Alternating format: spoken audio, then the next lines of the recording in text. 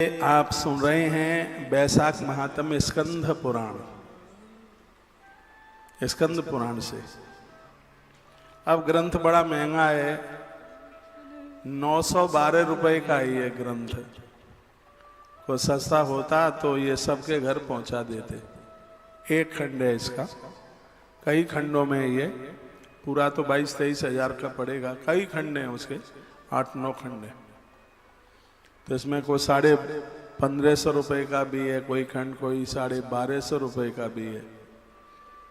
लेकिन जिस खंड से मैं आपको चर्चा कर रहा हूँ इसमें ये बैसाख महात्म्य है स्कंद पुराण का, और मैं रोज आपको जो निवेदन कर रहा हूँ वहीं से आपसे बात कर रहा हूँ। अथा वैकुंठगः पश्चात् वेणु राजा भविष्यति।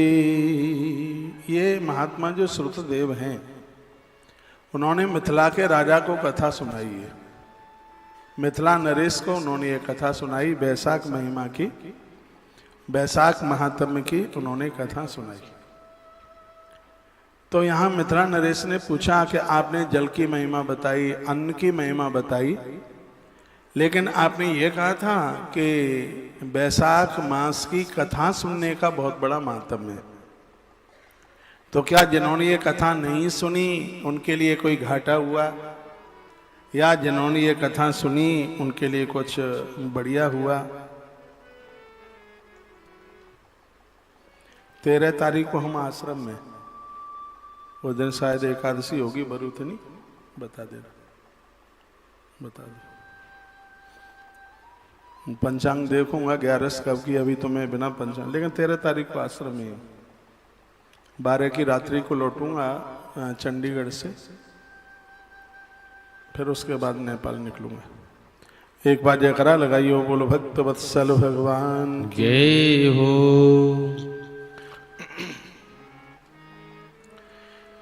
तो इस बैसाख मास की महात्म्य कथा के बारे में गुरुजी आप सुना दें तो आपकी बड़ी कृपा होगी। अभी आप सुन लें, भले ही आप 60, 70, 75, 50, 55 के हो गए हों, लेकिन ये कथा आप पहली बार सुनेंगे।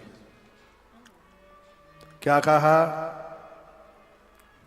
यह प्रातस्नाति वैसाखे मेष संस्थे दिवाकरे मधुसूदनम अभ्यर्च कथाम श्रुत्वा हरे रिमाम। प्रातः जागो, सूर्य भगवान की किरणें निकले उससे पहले ही स्नान कर लो, क्योंकि मेष राशि में जब ये दिवाकर यानी सूर्य भगवान होते हैं तभी वैसाख पड़ता है। और भोर में नहाने की महिमा कुंभ स्नान का फल प्रदानित कर दे। मधुसूदनम अभ्यर्च कथाम श्रुत्वा हरे रिमाम। भगवान की पूजा करने के बाद में फिर भगवान की कथा सुनिए। बैसाख महात्म्य की किताब है, तो बच्चों को पकड़ा दो, कहो बेटा हमें सुनाओ। ये आप घी का दिया जला करके और आसन लगा करके बैठ जाइए। सतपाप विनिमुक्तो याद विष्णु परम पदम। जो इस कथा को सुनेगा अंत में भगवान नारायण के धाम जाएगा, इसमें कोई भी असंभव वाली बात नहीं है। वाचमानाम कथाम हित्वा योन्याम सेवेत मूढ़धि। कहते हैं कि जो लोग इस कथा का अपमान करते हैं, खा पी लेते हैं, नहाते धोते नहीं, बुखार भी चढ़ा हो तो भी बैसाख का महीना ऐसा है बिना नहाए मत रहिए। पानी देह पर नहीं डाल सकते तो कपड़ा भींगा करके उससे अपने शरीर को पोंछ लीजिए। और वह लोग तो बड़े अपराधी हैं जो ऐसे पवित्र महीने में सूर्य निकलने के बाद भी बिस्तरों में पड़े रहते हैं। कहते हैं रौरवम नरकम प्राप्य पिशाची योनिम आपनियात। ऐसे लोग अंत में रौरव नरक को जाते हैं और वो पिशाच बन जाते हैं।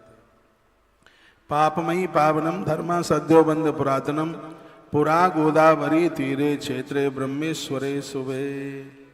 आ गया एक कथा सुनाई, प्राचीन काल में गोदावरी के किनारे पर ब्रह्मेश्वर क्षेत्र में एक घटना घट गई। गोदावरी बड़ा अद्भुत है, जहाँ आज नासिक है, यह पूरा का पूरा गोदावरी क्षेत्र है। 2027 में यहाँ पर महाकुंभ है, जो 12 वर्ष के बाद में कुंभ आता है। सब लोग पधारिए, अभी से न्योता है, हम पूरा 1 महीना वहीं रहेंगे। 2027 के अगस्त महीने में कुंभ के समय पर वहीं रहेंगे, पूरा महीना रहेंगे नासिक। हाँ, कुंभ का पर्व है, कुंभ की बड़ी महिमा है और आनंद की बात है कि पूर्ण कुंभ है। कहते हैं अनजान में गोहत्या वगैरह रास्ते में आप जा रहे हैं, गाड़ी से कुचलकर जीव जंतु मर जाए, मान लिया जाए गैया मैया की ही मौत हो गई, तो पूरे दुनिया की इकलौती जगह ऐसी गोदावरी नासिक है जहां ब्रह्म हत्या के पाप से व्यक्ति छुटकारा प्राप्त करता है।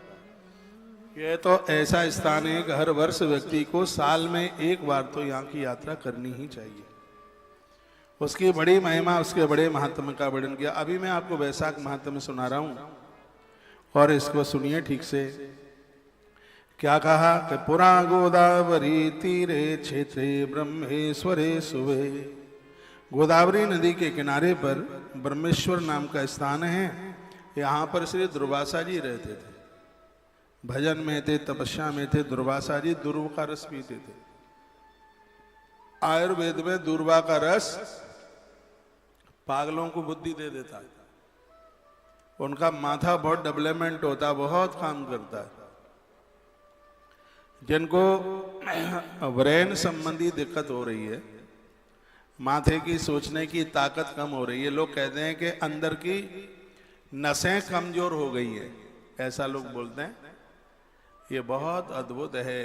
दुर्वा, देसी दुर्वा जो घुटवा जमीन तक बैठी होती है, उसकी कौपलें तोड़िए, उसको धोइए, साफ कीजिए और उसका रस निकालिए। और ये रस सुबह खाली पेट यदि इसको लिया जाए तो इसका रस किसी को वैज्ञानिक बना देगा, सोचने की ताकत बढ़ जाएगी। मैंने अपने विद्यार्थी काल में से बहुत लुआ है। जिनकी गुप्त बीमारियां हैं, धातु संबंधी बीमारियां हैं, उनमें भी यह एक वरदान का काम करती है। ऐसे चेहरे पर तेज बढ़ता है, ओज बढ़ता है।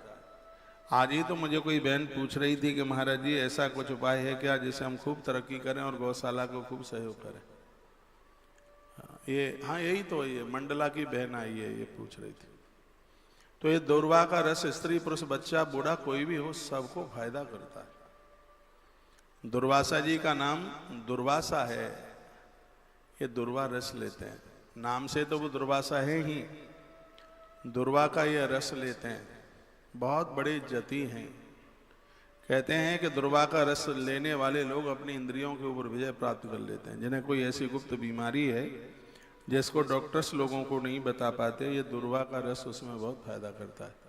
जवान लोगों को जरूर लेना चाहिए। जिनका भी विवाह नहीं हुआ है, जो अपने ब्रह्म को संयमित रखना चाहते हैं, उनकी शक्ति का पतन न हो। स्त्री पुरुष कोई भी हो, उनके लिए किसी वरदान से कम नहीं है, ऐसा आयुर्वेद कहता है। मैं बहुत आयुर्वेद की किताबें पढ़ता हूँ। श्री दुर्वासा जी के प्रति मेरी बड़ी श्रद्धा है और उन्हीं की ये कथा चल रही है, सुनिए। बीच बीच में थोड़ी थोड़ी दवाई बता देता हूँ जिससे आप सब लोग स्वस्थ रहें। इसलिए दुर्वास शिष्यो परमहंसो ब्रह्मैकाय निष्ठितो सदैवोपनिषेध्वानि निष्ठितो निरपेक्षितो। श्री दुर्वासा जी के दो शिष्य थे। उन्होंने हाल ही हाल उन्हें दीक्षा दी। दोनों शिष्य बड़े अद्भुत हैं। एक का नाम था सत्यनिष्ठ और दूसरे का नाम था तपोनिष्ठ। आप खूब याद कर लीजिएगा, ये कथाएं हमने कोरोना काल में भी नहीं आपको सुना पाई। और मेरी ये व्यासपीठ का कहना है कि जिंदगी भर पुराण पढ़ते रहो, सुनाते रहो, उम्र कम पड़ जाएगी। हमारे ग्रंथ इतने हैं, उनकी कथाएं पूरी नहीं हो पाएंगी। हम सनातनियों के पास इतना साहित्य है। लोकमान्य बाल गंगाधर तिलक कहते थे, मैं भाग्यशाली हूँ, सनातन में पैदा हुआ हूँ, हमारे पास इतने ग्रंथ हैं। यदि ऊपर के उड़ने वाले वायुयान, धरती पर रेंगने वाले मोटरयान और पानी में तैरने वाले जलयान सबको लोडिंग की जाए तो वाहन साधन कम पड़ जाएंगे, ग्रंथ पूरे लोड नहीं कर पाओगे। इतने ग्रंथ हैं और हर ग्रंथ हमारे जीवन का डेवलपमेंट करता है। पुराण ग्रंथ पढ़ने की आदत डालिए। शास्त्र चिंतन से जितना टाइम आप मोबाइल में लगाते हैं, किताबें पढ़िए।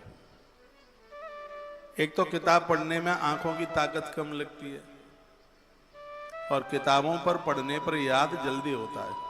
आज मैं यहाँ देख रहा था मंगलवाणी कार्यक्रम में आप मोबाइल में से रामायण निकाल रहे हैं। चलो ठीक है, नहीं है तो नहीं तो आप कहीं जाते हैं तो अपने रोज के नित्य कर्म की भी किताबें लेकर के जाइए। आजकल ये ब्राह्मण आचार्य लोग मोबाइल से ही पूजा पाठ कराते हैं, तो हमें तो बढ़िया लगता नहीं है। तो फिर शास्त्र काय के लिए कहते हैं कि मंदिर में जैसे भगवान पूजा के लायक हैं, उसी प्रकार से शास्त्र भी पूजा के लायक हैं, वंदनीय है। इनका तो दर्शन होना चाहिए, आंख के दोष समाप्त हो जाएं। श्री दुर्वासा जी के दो शिष्य, एक का नाम था सत्यनिष्ठ और दूसरे का नाम था तपोनिष्ठ। दुर्वासा जी ने उन्हें दीक्षा दे दी। भिक्षा मात्रासनो पुण्यो तौ हृदावासिना बुभौ सत्यनिष्ठा तपोनिष्ठा वितिख्यातौ जगत्त्रये। ये नाम है, सत्यनिष्ठ और तपोनिष्ठ। भिक्षा मांग करके लाते हैं, पहले गुरुजी को समर्पित करते हैं, उसके बाद में वो भोजन करते हैं, प्रसाद पाते हैं। प्रसाद पाकर के पर्वत की गुफा में एक तो पड़ा रहता था, दूसरा सत्संग करता। जो सत्संग करता उसका नाम था सत्यनिष्ठ, और जो खा पी करके मस्त पड़ा रहता था ना, जैसे इस नीचे हॉल में पड़े रहते, खाया पिया टांग पसार करके और आराम से, कोई फिक्र नहीं। 4 बजेंगे तो एक पाम से फिर निकलेंगे घूमने के लिए। सब अपने ऊपर न ले लेना, अभी भी भरा होगा फुल छक, फुलवटा फुल, 100 में से 100 नंबर देख के आया हूं अभी। सत्संग कीजिए, कथा की कितनी बड़ी महिमा है, ये वैशाख महात्म्य में बताया जा रहा है।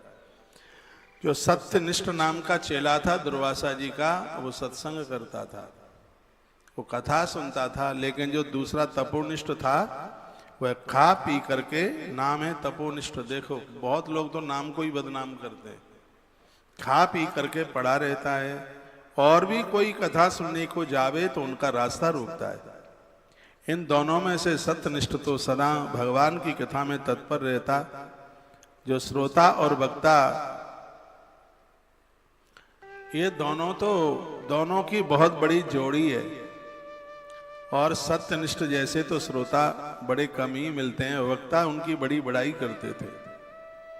कहते हैं जो कोई इस पुण्य रूपी कथा को व्याख्या करता, लिखा हुआ है कि वक्ता के ठीक सामने, जिसमें वक्ता की व्यासपीठ दिखाई दे, कहते हैं कि उसके ठीक सामने बैठ कर के कथा सुनी जाए, व्यक्ति को 100 बार गंगा नहाने का तत्काल फल प्राप्त हो जाता है, देर नहीं लगती बिल्कुल।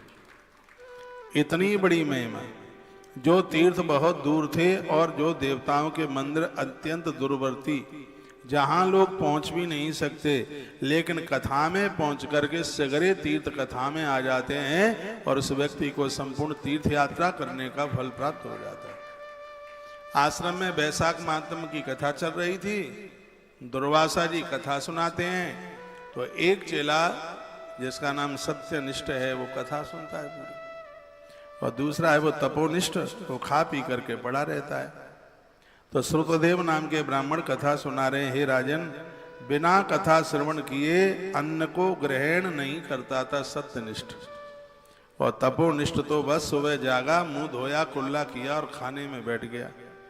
रोग से पीड़ित जो वक्ता अपने घर में ये कथा कहे, कहते हैं कि यदि किसी वक्ता को बीमारी हो गई है, किसी श्रोता को बीमारी हो गई है, जो वैशाख महात्म्य की कथा सुन ले, उसकी बीमारी जैसे जिस घर में बिल्ली होती है, चूहा घर छोड़ के चले जाते हैं, वैशाख महात्म्य की कथा सुनकर रोग भी ऐसे ही स्थान छोड़ के चले जाते।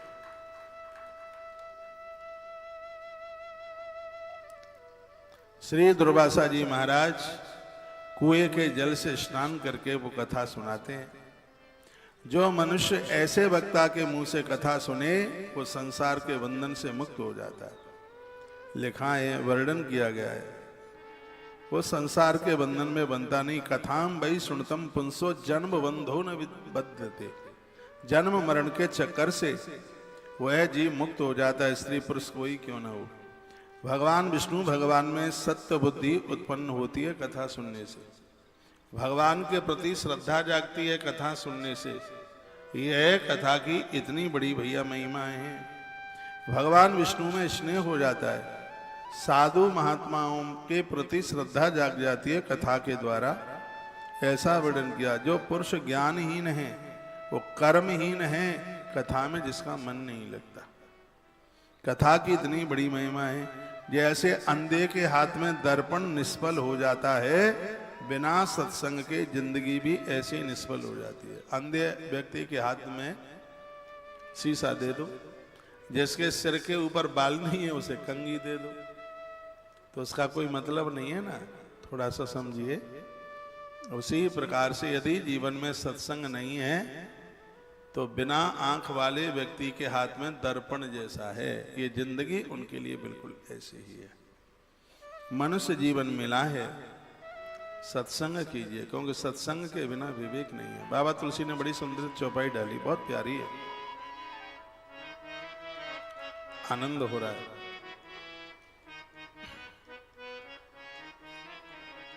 पूरा वैशाख महात्म्य सुनना है, कितने भी जरूरी काम में हो। अभी जब ये चैप्टर पूरा होगा तब आप कहोगे महाराज जी धन्यवाद, आपने ऐसी कथा सुना दी है कि जब तक जिंदे रहेंगे तब तक हर वर्ष वैशाख महात्म्य सुनेंगे। मैं भी जब तक धरती पर रहूंगा तब तक हर वर्ष वैशाख महात्म्य सुनाऊंगा। कथा करने के लायक न रहूं, व्यासपीठ पर बैठने के लायक इतना बूढ़ा हो जाऊं, तो भी भगवान से जरूर मांगूंगा कि मेरी अंतिम श्वास तक मुझे वैशाख महात्म्य सुनाने की ताकत भगवान मुझे देना। इसमें लिखा है कि वक्ता और श्रोता दोनों का कल्याण है इसमें। बिनु सत्संग विवेक न होई, बिनु सत्संग विवेक न होई, राम कृपा बिनु सुलभ न सोई। बिनु सत्संग विवेक न होई, बिनु सत्संग विवेक न होई, राम कृपा बिनु सुलभ न सोई। श्री राम जय राम, जय जय राम, श्री राम जय राम, जय जय राम। बोलिए शंकर भगवान की जय हो। तो सत्संग की इतनी बड़ी महिमा है। जैसे हम अपने प्राणों से प्रेम करते हैं, वैसे ही सत्संग से प्रेम कीजिए। आजकल तो विज्ञान का युग है, रात को 12 बजे भी टीवी खोलोगे तो आपको कहीं न कहीं कथा चलती हुई दिखेगी। अपने टाइम को वेस्टेज मत कीजिए, खत्म मत कीजिए, इसका सदुपयोग कीजिए। कथाम में सुनतः पुंसो जन्म बंधु न विद्यते, ये क्या लिखा हुआ है? इसमें कहा गया है कि जो कथा सुनेगा, भगवान की जो कथा सुनेगा, वह जन्म मरण के बंधन से मुक्त हो जाएगा। ये लिखा है। सत्य शुद्धि तदो विष्णु बरे तेज गच्छन्ति, रतिश्च जायते विष्णु स्वर्दम चैव साधुषु। 14 नंबर का बड़ा पवित्र ये श्लोक है और इसमें वर्णन किया गया है। कहाँ गया 14 नंबर? विष्णु भगवान में सात्विक बुद्धि हो जाएगी, भगवान विष्णु की फेरी उनके घर में होगी, साधु महात्माओं में दृढ़ता उत्पन्न होगी। ये वर्णन किया गया। जो वह पुरुष ज्ञानहीन है, वो कर्महीन है, सत्संग में जिसका मन नहीं लगता, यह वर्णन किया गया है। कहा जाता है कि घर में दिया जल रहा है तो भी आपके घर में अंधेरा है। ये तो बिल्कुल दुर्भाग्य की बात है। दिया घर में है जलता हुआ और अंधेरा है, तो इसका मतलब है कि दिया सही जगह पर रखा नहीं है। लगता है कि दिया कहीं खम्भे की ओट में रखा है। समझ रहे हैं? थोड़ा सा ध्यान दीजिएगा। दिया ऐसी जगह पर रखा है जिसकी रोशनी ठीक से आ नहीं पा रही है। पहले की माताएं बड़ी होशियार होती थी। एक ही दिया होता था, रसोई में भोजन बना रही है, सामने के बरामदे में बच्चे या पति भोजन करने के लिए बैठा है, तो वह दिए को ठीक बीच देहली पर रख देती थी। देहली पर और तो अंदर भी उजाला रहता, बाहर भी उजाला रहता। तो वर्णन किया गया है कि शरीर की जिह्वा एक देहली का ही स्वरूप है। इस पर रखिए भगवान का नाम, कानों में रखिए भगवान की कथा, आंखों पर रखिए भगवान का चित्र, ये चीजें होंगी तो चरित्र मिलेगा, जीवन का उद्धार होगा, कल्याण होगा। भगवान की कथा के बिना बिल्कुल भी रहना नहीं है। बहुधा श्रवणम ध्यानम मननम सुतनोदितम यत्र विष्णु कथा नास्ते यत्र साधु जना नहीं। कोई कितना भी बड़ा साधु हो, जटाएं इतनी लंबी हो मेरे पास से आपके पास तक, कितना भी बोल वाला हो, यदि उस महात्मा को सत्संग प्रिय नहीं है तो उसकी साधुता खंडित है। ऐसा श्रुतदेव बता रहे हैं। सत्संग के प्रति बहुत भावना होनी चाहिए। हमने तो यहाँ तक ग्रंथों में पढ़ा है कि आप जप करते हैं, आपका कोई नियम है जप करने का, इतना जप करना ही है। और गांव नगर में कहीं कथा हो रही हो और आप दौड़ पड़े कथा के लिए और आपका जप छूट जाए, संकल्प कभी खंडित नहीं होता। कथा की इतनी बड़ी महिमा है, कथा के लिए पूजा छूटे कोई दिक्कत नहीं है। कथा सुनने के लिए कोई नियम टूटे, वो नियम टूटता ही नहीं है कभी। सत्संग की महिमा तप से भी ज्यादा है, तपस्या से। तप से लोग कम बदले, लेकिन सत्संग से लोग हर रोज बदल रहे हैं, लोगों में परिवर्तन हो रहा है। मीरा का जीवन सत्संग से बदला, तुलसी का जीवन सत्संग से बदला, सूर्य की जिंदगी सत्संग से, सत्संग का प्रभाव है। बहुत बड़ा महात्म्य है। आप अपने घर में जब भी टाइम समय मिले सत्संग करते रहिए। पूज्य बापूजी के शिष्य सुरेशान जी महाराज सत्संग की बड़ी व्याख्यानता करते हैं। आज बापूजी का जन्मदिन है। मेरी पवित्र व्यासपीठ से उन्हें प्रणाम है और उनके स्वास्थ्य के लिए मैं परमात्मा से प्रार्थना करता हूँ वह स्वस्थ रहें। उनके ऊपर लगे हुए जितने भी केस हैं वो सब झूठे साबित हों। ये मैं जिह्वा से नहीं, ये मैं सब नाभि से बोल रहा हूँ। मुझे उनसे कोई स्वार्थ नहीं है, मुझे उनके शिष्यों से कोई स्वार्थ नहीं है। ऐसे महापुरुष धरती पर आए हैं तब तब अधर्म परास्त हुआ है और धर्म की विजय हुई है। आज उनके प्राकट उत्सव पर मैं ईश्वर के चरणों में प्रार्थना करता हूँ वह बिल्कुल स्वस्थ हों और उनके ज्ञान का दिया एक लंबे समय तक जलता रहे। ईश्वर के चरणों में मेरी ऐसी प्रार्थना। जहां सत्संग होता है वहां पर नित्य जाओ तुम, हमें फुर्सत नहीं कहकर ये मौका न गवाओ तुम। अरे सत्संग करने की न कोई उम्र होती, सत्संग करने की कोई आयु नहीं। बच्चों को ये चस्का दे दीजिए। मीरा ने छोटी उम्र में, प्रहलाद जी ने, ध्रुव जी ने, इन मान भावों ने छोटी उम्र में सत्संग किया। आकाश और धरा खत्म हो सकते हैं लेकिन इनका नाम कभी समाप्त नहीं हो सकता।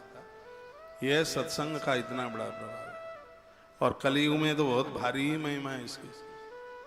आज विज्ञान का युग है। कमरा बंद किए कि अपने अंदर घर में ही आप पूरी कथाओं का आनंद ले सकते। वर्तमान समय में तो इतना आनंद हो गया। पहले कथा सुनने वाले को वक्ता के घर जाना पड़ता था, लेकिन ईश्वर ने समय को देखा, आज वक्ता को कथा सुनाने के लिए श्रोता के घर जाना पड़ता है। आपको पता है पहले बेटी वाले के यहाँ बेटे वाले बारात लेकर के आते थे, मालूम है आपको? आपकी शादियां भी होंगी, बारात आई हुई होगी। पहले बारात आती थी, आजकल तो बिटिया वाले अपनी बेटी को लेके जाते हैं। सब उल्टा सा हो गया है। पहले श्रोता वक्ता के यहां जाते थे, लेकिन पोथी लेकर के आज वक्ता गांव गांव नगर नगर जाता है। ऐसा लगता है कि स्वयं गंगा लोगों के घर घर तक पहुंच करके कल्याण के लिए वहां उतर आई हो, ऐसा लगता है। अब मैं इस ग्रंथ को, आगे की कथा को बढ़ाऊं। कहा जाता है कि साधु महात्मा ना होते तो इस जगत का कल्याण कैसे होता। एक बात और कही गई, ये बात लिखने के लायक है। क्या लिखा है? साक्षात गंगा तटम वापी त्याज्यमेव संशय। आप गंगा के किनारे रहते हैं, उस गंगा के किनारे सत्संग कराने वाला कोई साधु नहीं है, कोई महात्मा नहीं है, तो तत्काल गंगा के तट को त्याग देना चाहिए। जिंदगी में वहीं रहिए जहां सत्संग करने का सौभाग्य प्राप्त हो। तालियां तो आपको बजानी नहीं है, कितनी मजबूत बात कही है। महात्मा सुखदेव कहते हैं साक्षात गंगा तटम वापी। तुम्हारा तो घर छोटी सी बात है, तुम्हारा गली मोहल्ला तो छोटी सी बात है, यदि साक्षात भगवती गंगा का भी किनारा है, यदि वहां सत्संग नहीं मिलता सुनने के लिए, भगवान की कथा नहीं मिलती सुनने के लिए, तो यहाँ पर श्री दुर्वासा जी अपने चेलों के बीच में कथा कह रहे थे कि कितना भी पवित्र पावन गंगा का किनारा है, तत्काल उस स्थान को त्याग दें और वहां रहें जहां भगवान की कथा सुनने का सौभाग्य प्राप्त हो। वो लोग कैसे हैं जो सो करके खा करके अपना टाइम निकाल रहे हैं। भागवत जी भी कहती है, सेवा कथा रसमहो नितराम विवत्वम, दो काम रोज करो, एक सेवा और एक भगवान की कथा। परमात्मा की जो कथा है वो पापों को पिघला करके बाहर कर देती है। ये श्लोक बड़ा बढ़िया, यद्दे से तुलसी नास्ति वैष्णवम धाम वासुवम, जहां तुलसी नहीं है वहां एक क्षण को भी नहीं रही है। जहां भगवान विष्णु की पूजा नहीं है, विष्णु का मंदिर नहीं है, भगवान का मंदिर नहीं है, ऐसा स्थान रहने के लायक नहीं है। ऐसा तो नहीं है कि आपके घर में तुलसी ना हो। इस ग्रंथ में लिखा है कि जहां तुलसी नहीं है वहां रहना नहीं है, जहां गायों की रमाने की आवाज सुनाई नहीं पड़ती वहां रहना नहीं है, जहां पर महापुरुषों की वाणी सुनने को नहीं मिलती वहां पर रहना नहीं है, और जहां पर भगवान का मंदिर नहीं है दूर दूर तक, उस स्थान पर भी बिल्कुल रहना नहीं है। आप नया कोई प्लॉट खरीदने को जा रहे हो या फ्लैट मकान खरीदने को जा रहे हो, पहले ये देखो गली मोहल्ला कैसा है, आसपास कोई मंदिर है कि नहीं, अच्छे लोग रहते हैं कि नहीं। मैं कहूँगा आप अपने नगर गांव में एक टोली बनाइए, गोपी मंडल नाम दे दो, ललिता मंडल नाम दे दो, विशाखा मंडल नाम दे दो, राधा मंडल नाम दे दो, मंडली का कुछ भी नाम आप रख सकते हैं। हफ्ते में एक बार वो आप निश्चित कर लीजिए, घर घर जाकर के सत्संग कीजिए, कीर्तन कीजिए, हरि नाम संकीर्तन कीजिए। चैतन्य महाप्रभु ने पूरी सोती हुई दुनिया को कीर्तन के माध्यम से जगा दिया। हरे राम राम राम हरे हरे, हरे कृष्णा कृष्णा कृष्णा हरे हरे। घर में बहुएं काम करने को आ गई हैं, सब ठाट बाट है, तो फिर आलस क्यों है, प्रमाद क्यों है? नाम संकीर्तन कीजिए, अच्छी बातें सुनाइए, कथाएं सुनाइए, कंठस्थ नहीं है तो किताब पढ़ करके सुनाइए। कभी शिव पुराण सुना दो, कभी पद्म पुराण सुना दो, कभी नारद पुराण सुना दो, कभी श्रीमद् भगवत गीता सुना दो। एक बात को जीवन में नहीं भूलना, भले ही हमें गंगा का किनारा मिल गया है, यदि वहां सत्संग नहीं है, वहां कथा नहीं है, तो गंगा के किनारे को भी छोड़ने में ही फायदा है, उसे छोड़ दीजिए। इसलिए छोड़ दीजिए क्योंकि जहां कथा होती है वहां स्वयं गंगा जी खुद वहां चल करके आ जाती। कथा गंगा के किनारे भले ही न पहुंच पावे, लेकिन गंगा कथा में जरूर आ जाती है। यह कथा का, यह सत्संग का इतना बड़ा प्रभाव है। देश तुलसी नास्ति वैष्णवम धाम वासवम, वो जगह कैसे ठीक हो सकती है जहां भगवान की कथा न हो, साधु महापुरुष न हो, और जहां पर तुलसी के वृक्ष न हो, और जहां पर भगवान का मंदिर न हो। वहां का मरा हुआ प्राणी अंध तामिश्र नरक में पहुंचता है, जिस घर में तुलसी नहीं है। ऐसे घर में मृत्यु होने वाले व्यक्ति को अंध तामिश्र नाम का नरक मिलता है। तो आप जितने भी हमें आप सुन पा रहे हैं, सब अपने घरों में तुलसी लगाइए। तुलसी वृक्ष न जानियो, गाय न समझो ढोर, ब्राह्मण मनुजन होत है, ये तीनों के तीनों नंद किशोर, ये साक्षात भगवत मूर्ति।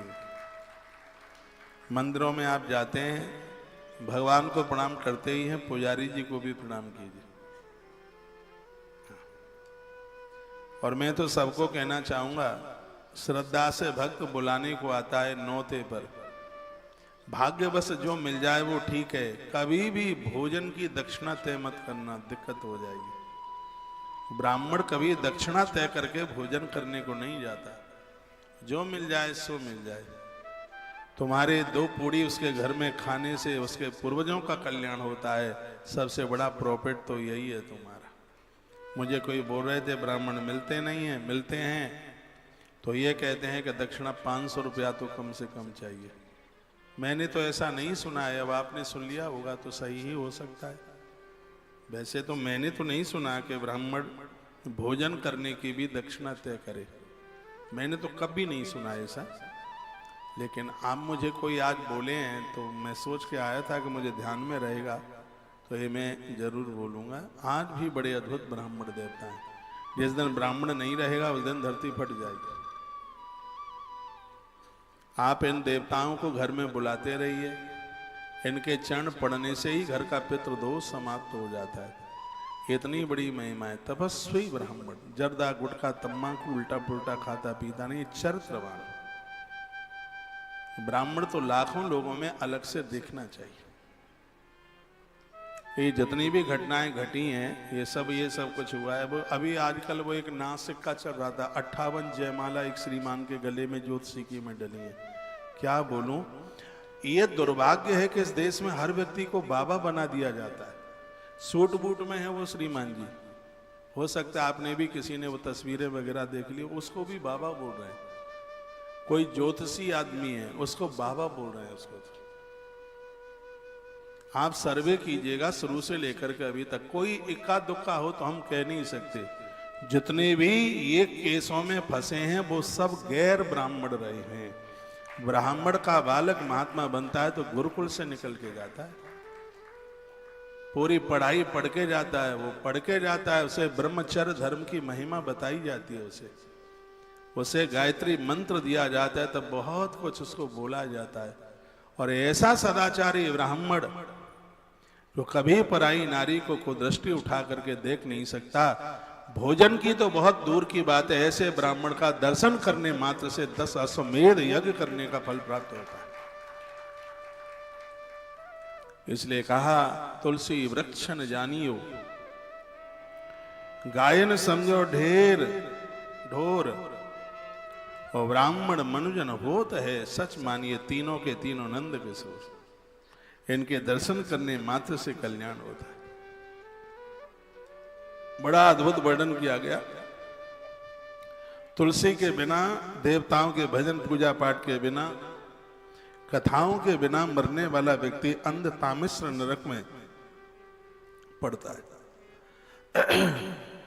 यत्र विष्णु कथा नास्ति साधवो वा तदाश्रया, मर्तस्तत्र पुमान क्षिप्रम स्वानयो निशितम ब्रजेत। कथाओं का अपमान करने वाले, कथाओं में जाने से लोगों को रोकने वाले लोग भी स्वान बनते हैं, धरती पर कुतरा बन करके पैदा होते हैं।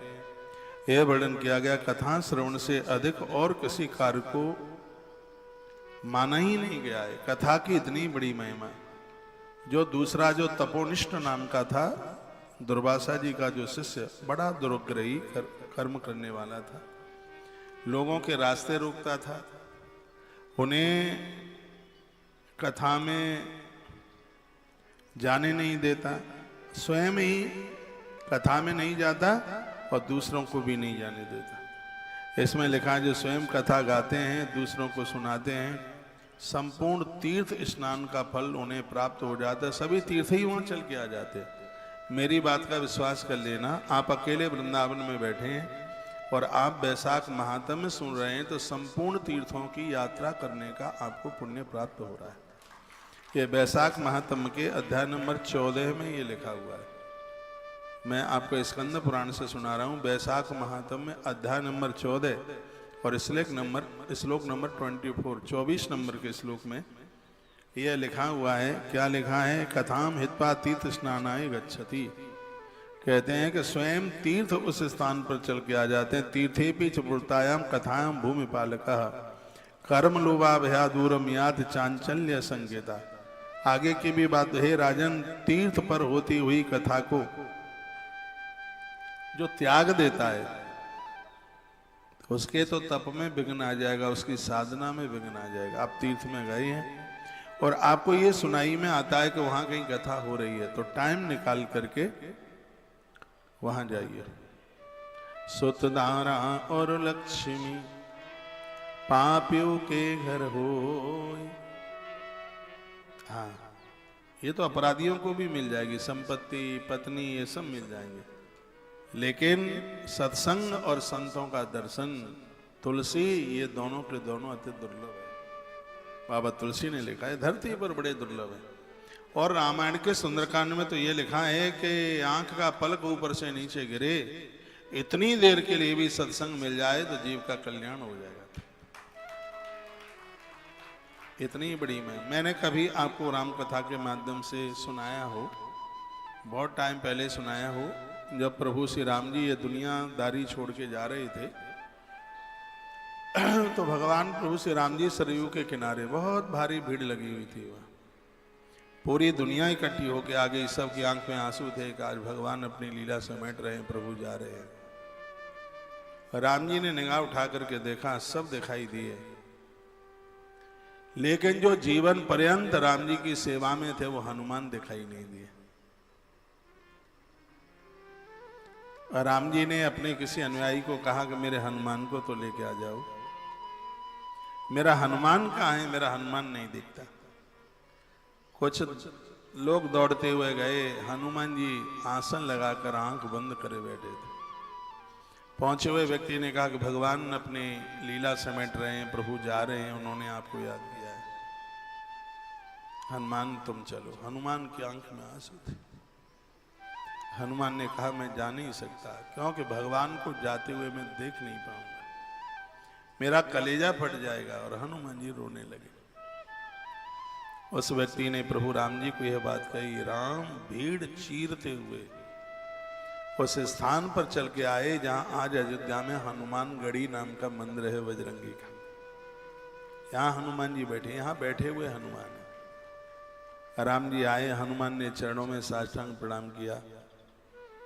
राम जी ने हनुमान को उठा करके अंक में भर लिया। हनुमान, आज मैं चाह रहा हूं, अपनी लीला में समेट रहा हूं, क्या मेरे संग नहीं चलोगे? हनुमान जी के नेत्र भर आए। कहा सरकार क्षमा चाहता हूं, मैं जा नहीं पाऊंगा। भगवान प्रभु राम ने कहा हनुमान वहां नित्य मुझसे तेरी मुलाकात होगी, अपनी सेवा भी दे दूंगा तुझे, तू चल मेरे साथ।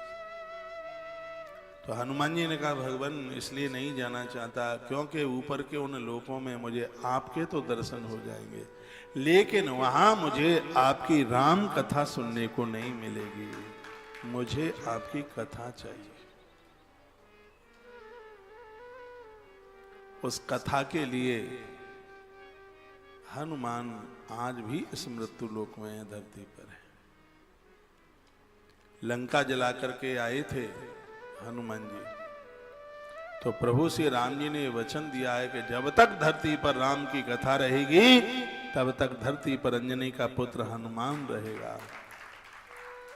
ऋषियों ने कहा न राम की कथा कभी समाप्त होगी, न हनुमान जी इस मृत्यु लोक को छोड़ के कभी नहीं जाएंगे।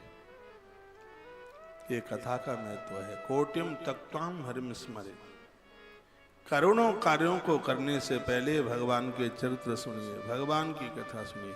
और जब वह कथा तीर्थों में सुनी जाती है, देश काल पात्र इन सब चीजों का बड़ा असर होता है। किसके मुंह से सुन रहे हैं, कब सुन रहे हैं और कहां सुन रहे हैं, इन तीनों बातों का बड़ा फर्क होता है। इसलिए एकादशी, संक्रांति जैसे इन पर्वों को बहुत विशेष माना गया। किससे सुन रहे हैं, कहां सुन रहे हैं और कब सुन रहे हैं।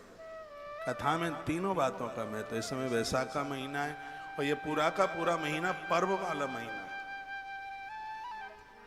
एक तो वैशाख के महीने में सुन रहे हैं आप, वृंदावन की भूमि में सुन रहे हैं, और एक उससे सुन रहे हैं जो बिना यज्ञ किए बिना एक दिन भी नहीं रह सकता। हम लोग नित्य यज्ञ करते हैं, रोजाना भगवान महादेव का अभिषेक करते हैं। हमने पढ़ा कि भगवान व्यास ने दूध पी करके ग्रंथ लिखे। मैंने बहुत टाइम पहले ये बात पढ़ी। भगवान व्यास ने सिर्फ दुग्ध लेकर के इन पुराणों को लिखा। जब ये मैंने पढ़ा कोरोना काल में तो मुझे बड़ी खुशी हुई है। गुरुदेव व्यास प्रभु, आपने दूध पी करके इन ग्रंथों को लिखा, तो आपके दास ने सिर्फ दूध पी करके इन ग्रंथों को सुनाया।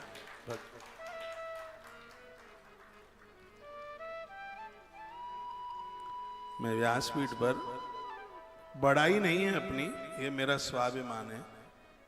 अब तो खैर अन्न वगैरह कुछ खाता नहीं, जब एक टाइम भोजन लेता था तब भी ये मैं गौरव के साथ कह सकता हूँ, मैं कभी अन्न खाकर भगवान की इस पवित्र व्यासपीठ पर नहीं बैठा। अरे अन्न तो छोड़िए, ये कूटू पकौड़े सिंगाड़ी और ये पता नहीं क्या क्या था,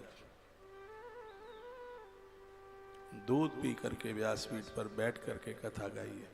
2 मई को मेरी यात्रा का 31 वर्ष पूरा हो जाएगा, यही 2 मई आ रही।